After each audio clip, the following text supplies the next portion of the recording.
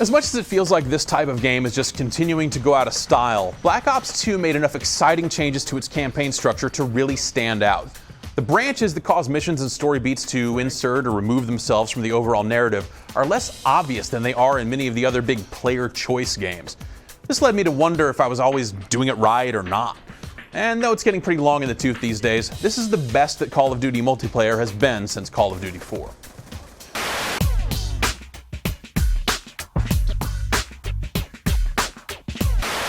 Farsight's pinball platform is available almost everywhere, but I found it to fit best on the iPad. Screen orientation is, proper, and the developers have been able to keep up a steady flow of strong classic tables there, whereas some of the other platforms have run into release issues. The physics feel tight and realistic, and with pinball machines getting harder to find and maintain, this virtual museum manages to get that sense of nostalgia across without forcing me to invest in playfield wax and yet another new set of rubbers. For the pinball machines, I mean.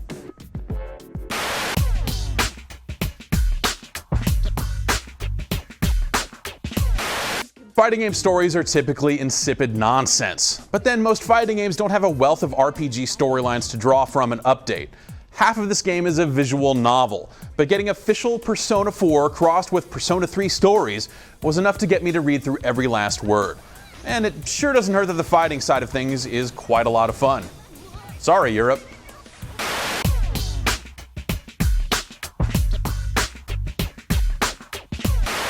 The Rhythm Heaven series has traditionally been a portable game, and I was pretty worried that they'd mung it up on the Wii by tossing in a bunch of imprecise motion control.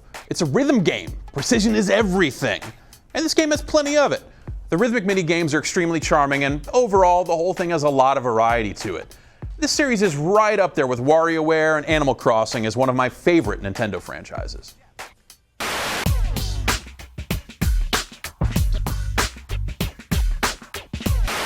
I will never complete FTL. I will get up to that last gigantic ship and bang my head against it over and over again. At best, I will manage a stalemate with the final ship, but that's only if I'm lucky enough to find and buy the right gear over the course of my journey. Initially that was frustrating, but I've made my peace with FTL. I've come to enjoy the journey, and making my way across the various sectors while attempting to deal with the host of calamities that this game throws your way is truly the wonderful part of playing the game.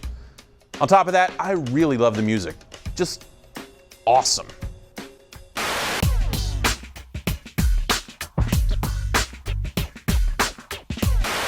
I was surprised by Forza Horizon, but maybe I shouldn't have been. Forza Motorsport has been expertly splitting the difference between rigid automobile simulation and accessibility for the past few years now. So taking those concepts and setting it in an open world that's more about fun driving adventures than setting the best lap times is perhaps an obvious great idea from the get-go. But when you hand the keys to your driving franchise over to an all-new studio, maybe there's still a bit of risk there. Either way, I had a great time with Forza Horizon's main challenges as well as most of its side stuff. It looks fantastic, offers a good, varied soundtrack, and continues the Forza tradition of really caring about how all those real cars are used and displayed. It's a cool mix of different styles that really came together.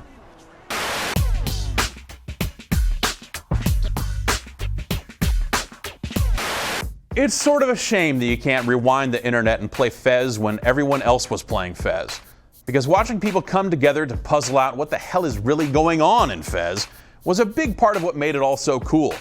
These days, most games with big secrets ship alongside giant official strategy guides that ruin most of the fun. And Fez just put that stuff so deep. It felt like two games. First you had the stylish, charming platforming puzzle game. It wasn't very difficult, but it was enough to keep you going. Then you'd start to realize that all these little things in the background weren't just there for show. The game was trying to tell you something. It was trying to show you more. Were you able to figure it out? Well, even if you ended up looking to that excited community of players for some of the tougher solutions, Fez was a game full of exciting revelations. It's also the only game soundtrack that I obsessively listened to outside of the game this year. Just amazing stuff across the board.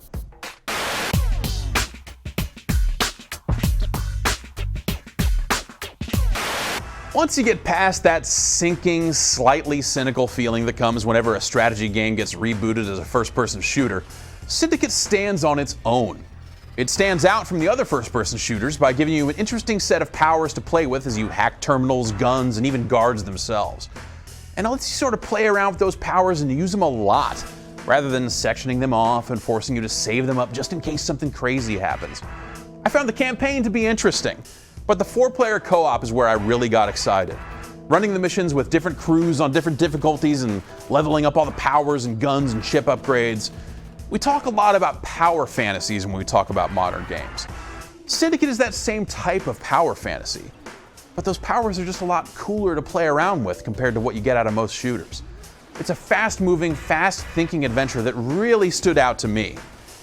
And only me, if the sales numbers are to be believed.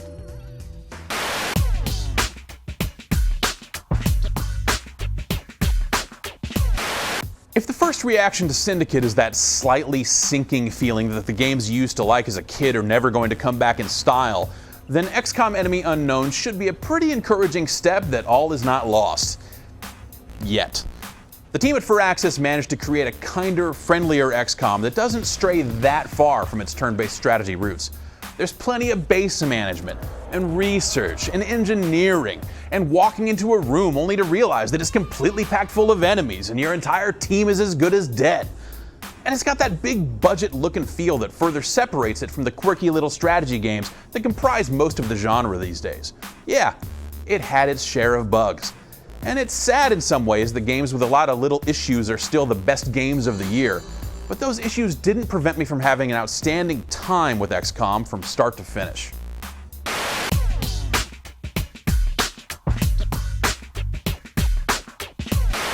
Okay, before we get to number one, let's talk for a second. Let's talk about what my real game of the year is, because it's a game that I didn't really play this year. So I'm not gonna name it my number one, but I think it's a game you really need to play. That game is Persona 4 Golden for the Vita. Look, if you've been visiting this site for any length of time, you probably already know my feelings on the original PS2 game. It's terrific. It's got charm. The character interactions are awkward in all the right ways. And it's probably one of the best times I've had with video games, whether I was playing by myself or watching someone else play it. Golden takes that baseline game, streamlines some of the fusion process, and adds a bunch of little interesting things to it. There are parts of it that I'm absolutely dying to see. But I just can't. I can't devote another 100 hours to that story, even if there are new wrinkles to it. So, since I haven't really played it, I can't really recommend it to you. But here, allow me to recommend it to you anyway. You should play Persona 4. It's a good game.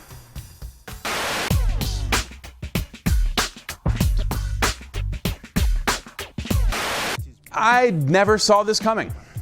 I mean, I thought Far Cry was kind of a mess, and Crysis never really did it for me either. Far Cry 2 looked like, well, the definition of clunky insanity. So if you told me I'd be standing here at the end of the year saving Far Cry 3 for last, I'd have called you crazy. But here we are. Far Cry 3 reins in some of the wild weirdness from the previous game, and is probably a little less ambitious as a result. But it makes up for all that by honing all of its systems and options in a way that makes everything work and work well together. It's the little things, like being able to tag enemies with the scopes and sights on your regular weapons instead of always having to pull up a tagging specific view. It's the hunting system, which lets you craft the ability to hold more guns or money or grenades by killing and skinning specific animals. And it's characters like Voss, who delivers credible threats in a credible way that we just don't see in video games very often. I hope we'll see more of that in games from here on out.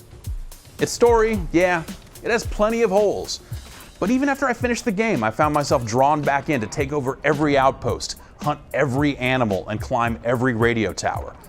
The lush island world looks amazing on the PC, and by the end you've spec'd your character out in ways that allow him to murder in a lot of really interesting ways.